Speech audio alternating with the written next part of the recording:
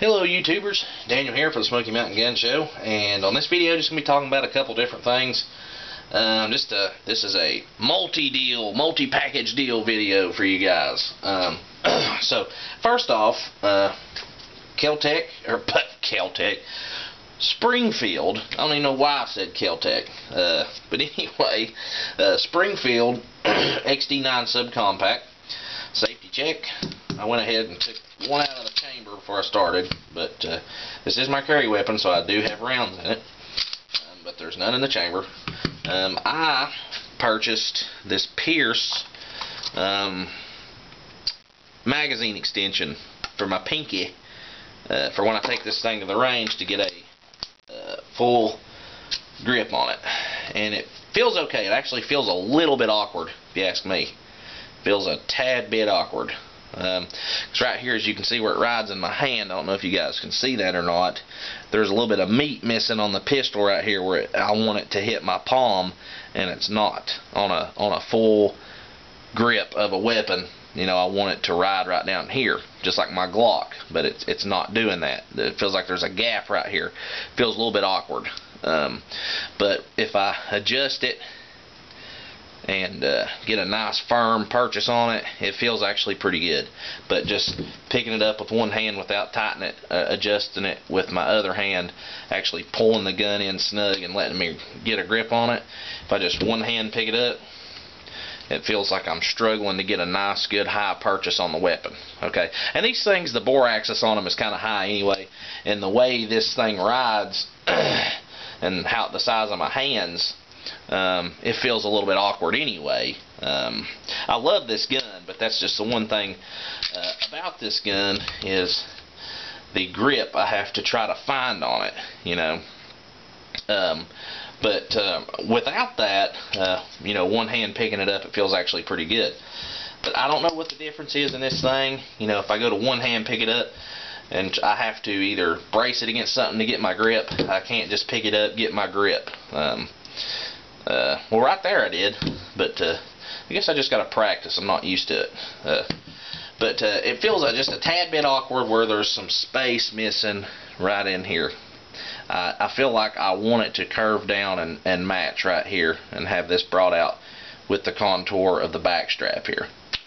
But we're going to go test this thing out and see if it alters the performance of the magazine at all, feeding issues or anything like that, because it isn't a flat floor plate in there. It's got a dip in it, and it actually makes that spring just a little bit looser to have to come down to make it for the space of this, you know, and it does not alter the capacity of your magazine like the factory Springfield extended magazine extension would. Does not alter the capacity. So, but that's it, guys. I'm gonna go over there. I'm gonna try to test this thing out and see how it works. Also, I got me a flashlight. This thing's been put through the ringer. This is a Mag-Lite XL50, 139 lumens, I believe. I have put it through the ringer.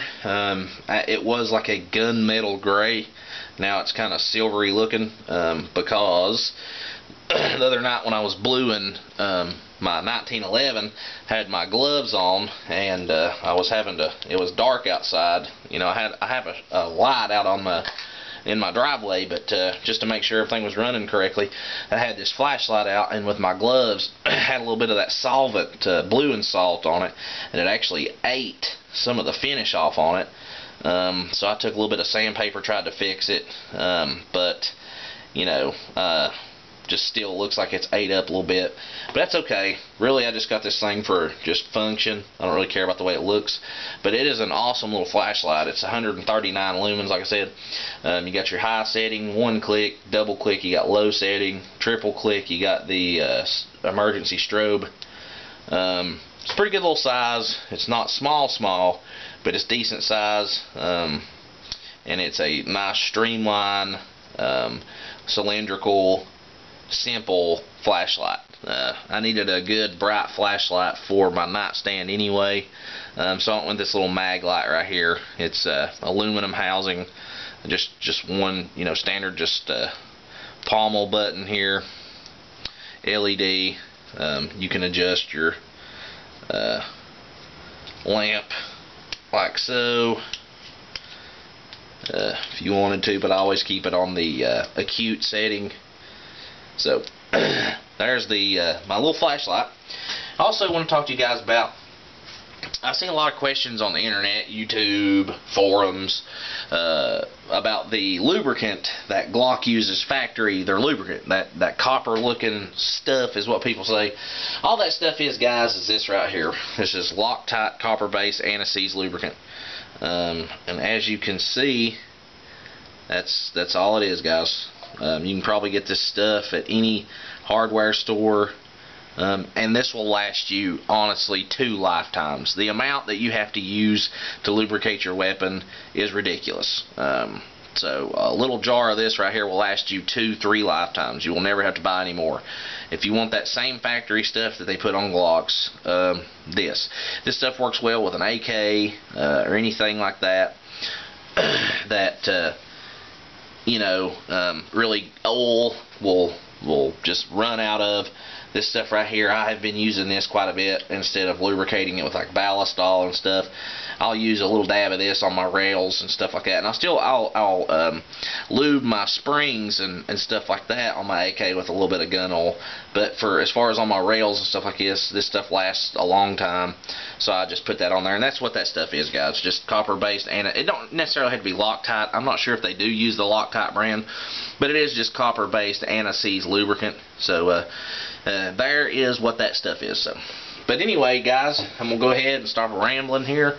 It's been Daniel for the Smoky Mountain Gun Show. If you haven't subscribed to my channel, do so.